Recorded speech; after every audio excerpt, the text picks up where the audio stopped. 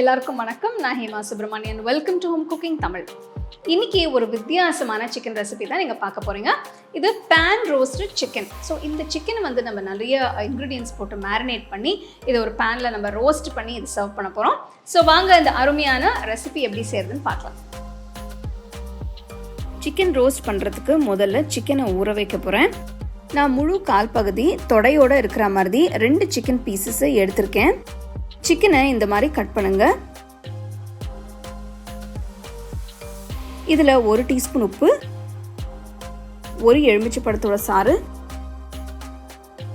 1/2 cup புளிப்பு இல்லாத தயிர், 1 டேபிள் ஸ்பூன் ஃப்ரெஷ் க்ரீம் போடுறேன். இது சிக்கனோட முதல் மேரினேட். இதை நல்லா கலந்து விட்டு ஊற வைங்க.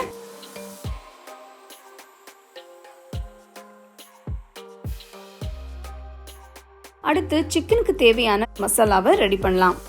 அதுக்கு கடாயில் கொஞ்சம் நெய் ஊற்றுங்க.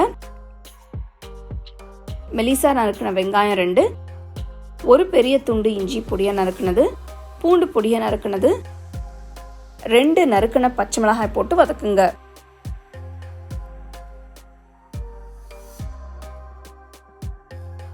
அடுத்து 1/2 டீஸ்பூன் சீரகம், 1/2 டீஸ்பூன் சோம்பு, 1/4 டீஸ்பூன் மஞ்சள் தூள், 2 டீஸ்பூன் மிளகாய் தூள்,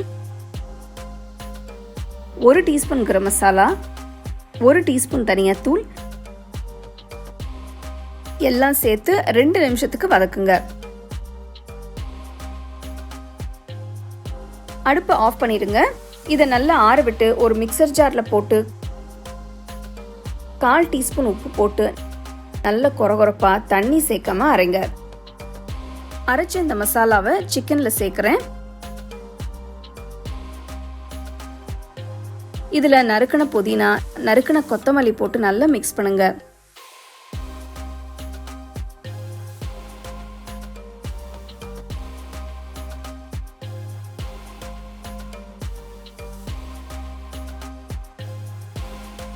சிக்கனை குறைஞ்சது 2 மணி நேரம் ஊற வைங்க.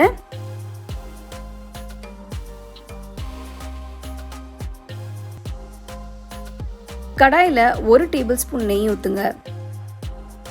நெய் உருகுனதும் சிக்கனை போடுங்க.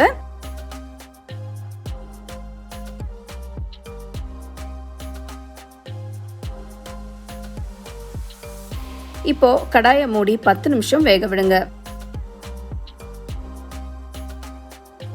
10 நிமிஷம் ஆனதும் சிக்கனை திருப்பி போடுங்க.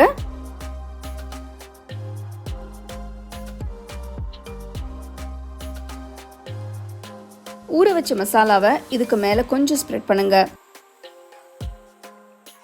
அடுப்பை மீடியம் ஃப்ளேமில் வச்சு கடாயை மூடி இன்னொரு 10 நிமிஷம் வேக வைங்க. 10 நிமிஷம் ஆனதும் சிக்கனை திருப்பி விட்டு